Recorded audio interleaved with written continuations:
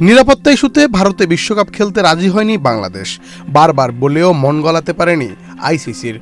বাংলাদেশের আবেদন আমলে না নিয়ে তার জায়গায় স্কটল্যান্ডকে সুযোগ করে দেয় আইসিসি। এ বিষয়ে নানা দেশের সাবেক ও বর্তমান অনেক ক্রিকেটারই কথা বলেছেন। দক্ষিণ আফ্রিকার কিংবদন্তি এবি ডিভিলিয়ার্স অবশেষে মুখ খুললেন এ বিষয়ে। বান্ডেল থাকলে প্রতি সেনমানিতে টাকা বাঁচবে। বিকাশ সেনমানি বান্ডেল কিনে জিতুন প্রতি লেনদেনে। তিনি মনে করেন টি-20 বিশ্বকাপে বাংলাদেশের না খেলা ক্রিকেটের জন্য হতাশার।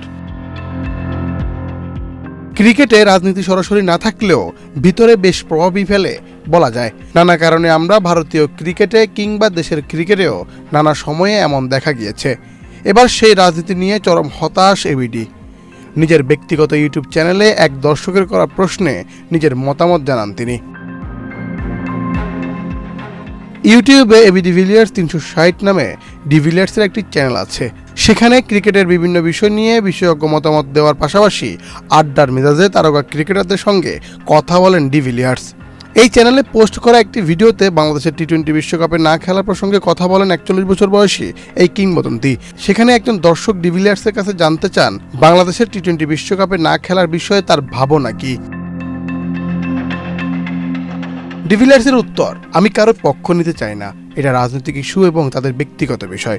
আমার কাছে এ বিষয়ে পর্যাপ্ত তথ্যও নেই, মন্তব্য করার মতো জানাশোনাও নেই আমার। তবে এটা বলতে পারি, ব্যাপারটা কখনোই ওই পর্যন্ত যাওয়া উচিত হয় নাই, যেখানে একটি দলকে টুর্নামেন্ট থেকে সরে দাঁড়াতে হয়। খারাপ লাগছে। খেলাটির জন্য এটা হতাশার বিষয়। এমনটা কখনো হওয়া উচিত নয়। এছাড়াও ডিভিলিয়ার্স আরও বলেন, জানি না কারা এর নিয়ন্ত্রক, কারা সিদ্ধান্ত নিয়েছে, তাদের এসব সমাধান করা উচিত। এ নিয়ে আগেও কথা বলেছি। ক্রিকেটের সঙ্গে রাজনীতির জড়িয়ে পড়াকে আমি ঘৃণা করি এবং এই কারণে ব্যাপারটা এই পর্যন্ত এসেছে। এটা খুবই দুঃখজনক।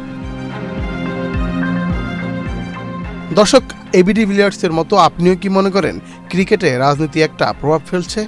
আপনার মতামত জানিয়ে দিন কমেন্ট বক্সে। মুন্না চন্দ্র দাস, বাংলাদেশ প্রতিদিন।